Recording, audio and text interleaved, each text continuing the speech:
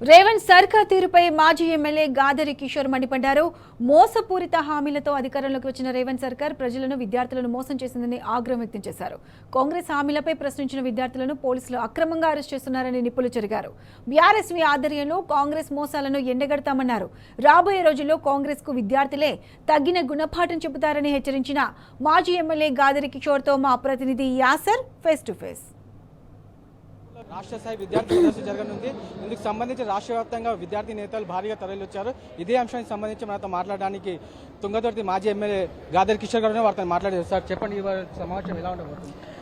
తెలంగాణ విద్యార్థులకు సంబంధించినటువంటి ఒక రాష్ట్ర స్థాయి సదస్సు బీఆర్ఎస్వి ఎవరైతే నియోజకవర్గాల ముఖ్య భూమిక పోషిస్తున్నటువంటి విద్యార్థి నాయకులలో వారందరినీ కూడా పిలిచి ఈరోజు మొదటి సెషన్ ప్రొద్దున బిఫోర్ లంచ్ హరీష్ రావు గారితో ఏదైతే ఇరిగేషన్ సంబంధించి నీళ్ల విషయంలో తెలంగాణ దోపిడీ విషయంలో తెలంగాణ నీళ్ల దోపిడీ విషయంలో చంద్రబాబు అనుసరిస్తున్నటువంటి విధానాలు, ఆయనకు సహకరిస్తున్నటువంటి ఆయన శిష్యుడు రేవంత్ రెడ్డి చేస్తున్నటువంటి కుట్రలు, తెలంగాణ రైతాంగానికి జరగబోయేటువంటి అన్యాయం ఎట్లా ఉంటుంది అనేటువంటి వివరించడం కోసం హరీష్ రావు గారు ప్రధానంగా బనకచెర్ల కావచ్చు, కాళేశ్వరం కావచ్చు, ఇచ్చంపల్లి కావచ్చు, వాటన్నిటి మీద విద్యార్థి నాయకత్వానికి కూడా ఒక అవగాహన రావాలి కాబట్టి దాని గురించి మాట్లాడతారు. దాని తదనంతరం సాంస్కృతికంగా మన మీద జరుగుతున్నటువంటి దాడి ఎట్లా ఉన్నది, మళ్లీ ఉమ్మడి ఆంధ్రప్రదేశ్ పటాలను తీసుకొని వచ్చి ముందులో ప్రదర్శిస్తూ తెలంగాణ ఆంధ్రప్రదేశ్ కలిసిపోతుందనేటువంటి ఒక దుష్ప్రచారం చంద్రబాబు యొక్క నాయకత్వంలో వాళ్ళ అనుచరులు ఏ విధంగా చేస్తున్నారో ఆ సాంస్కృతిక దాడిని కూడా ఏ విధంగా మనం తట్టుకోవాలనేటువంటి దాన్ని దేశపతి శ్రీనివాస్ గారు చెప్తారు.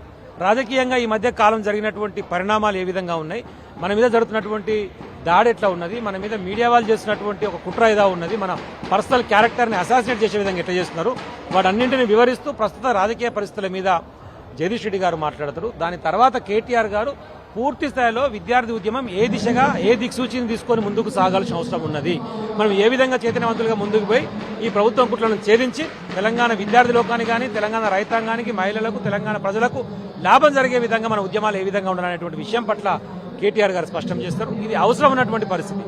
తెలంగాణ ఉద్యమంలో కీలక పాత్ర పోషించి తెలంగాణ ఉద్యమం ద్వారా తెలంగాణ ఏర్పాటైన తర్వాత కూడా చాలా మంది విద్యార్థి నాయకులను గుర్తించి అవకాశాలు ఇచ్చి ఆ రోజు కేసీఆర్ గారు చాలా మందిని ప్రోత్సహించారు.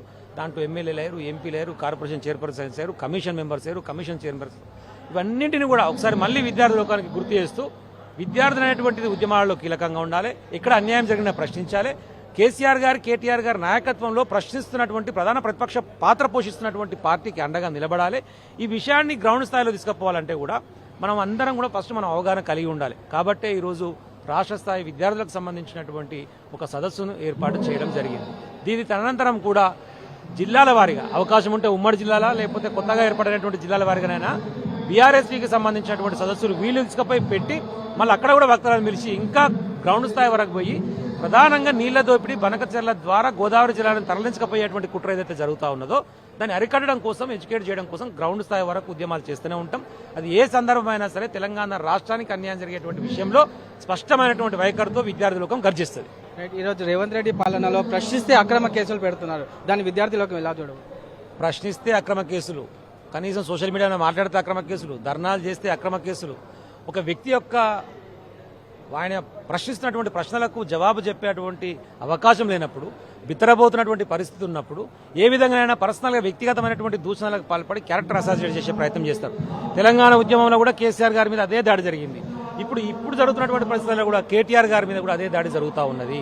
కేటీఆర్ గారిని కూడా వ్యక్తిగతంగా దూషించే ప్రయత్నం చేస్తే మా విద్యార్థి లోకం నిరసన కార్యక్రమం ఇదే మీడియా సంస్థ ఎవరైతే పచ్చ చొక్కాలు వేసుకొని ప్రచారం చేస్తారో వాళ్ళ మీదకి పోయి నిరసన తెలియజేస్తే మన వాళ్ళ మీదనే దాడి చేసి మన వాళ్ళ మీదనే కేసు పెట్టి ట్వీట్ చేసిన కేసు, నిరసన తెలిపిన కేసు, అక్రమంగా పోలీసులు కూడా ఇష్టం వచ్చిన రీతిలో వ్యవహరిస్తూ విద్యార్థులని విచారణ పేరుతో పిలిచి ఇబ్బందులు పెట్టడం, కొట్టడం ఇవన్నీ చేస్తూ ఉన్నారు. వాళ్ళకు కూడా నిన్న కేటీఆర్ చాలా స్పష్టంగా చెప్పారు, మేమందరం కూడా పింక్ బుక్ మెయింటైన్ చేస్తున్నాం, ఎవరెవరు అతిగా వ్యవహరిస్తా ఉన్నారో కాకి చొక్కాలు వేసుకొని మీరు పోలీసు లెక్క వ్యవహరించకుండా కాంగ్రెస్ చొక్కాలు వేసుకొని అలా కాంగ్రెస్ నాయకుల యొక్క తొత్తు లెక్క వ్యవహరిస్తా ఉన్నారు. తస్మాత్ జాగ్రత్త. రేపు ఏ విద్యార్థి నాయకులను అయితే మీరు ఇబ్బంది పెట్టిరో రేపు 3 సంవత్సరాల తర్వాత తిరిగి తెలంగాణ ప్రజల ఆదరణతో ముఖ్యమంత్రిగా కేసీఆర్ గారు వచ్చిన తర్వాత మీ అందరికీ కూడా రిటర్న్ గిఫ్ట్ ఉంటుంది. తస్మాత్ జాగ్రత్త అని చెప్పేసి పోలీస్ వ్యవస్థ వారిని కూడా హెచ్చరించదలుచుకున్నాం. ఎందుకు అంటే చట్టపరంగా న్యాయపరంగా ఎదుటి చేయండి, తెలంగాణ ఉద్యమంలో మన అందరి మీద కేసులు పెట్టారు. 100 కేసులు ఉన్నటువంటి అందరి నాయకుల మీద 100 కేసులు పెట్టారు. 100 రోజులు జైలు పెట్టారు. ఎవరు భయపడలే. ఈ రోజు కూడా మళ్ళీ అదే ప్రయత్నం చేస్తే కూడా ఎవరు భయపడరు. నిన్ను గద్దె దించేంత వరకు, తెలంగాణ ప్రజలకు న్యాయం జరిగేంత వరకు కొట్లాడుతూనే ఉంటాం. విశ్రమించే ప్రసక్తే లేదు. రేవంత్ రెడ్డి సర్కార్ చేస్తున్న ఏదైనా మోసాలను బీఆర్ఎస్ మొత్తం వెలికి వేస్తుందని బీఆర్ఎస్ నేతలు చెబుతున్నారు. అదేవిధంగా బనకచర్లపై రేవంత్ రెడ్డి చేస్తున్న కుట్రలను బీఆర్ఎస్ మొత్తం నిలదీస్తుందని బీఆర్ఎస్ నేతలు హెచ్చరిస్తున్న పరిస్థితి. వీడియో జర్నలిస్ట్ రవితో యాసర్ టీ న్యూస్, హైదరాబాద్.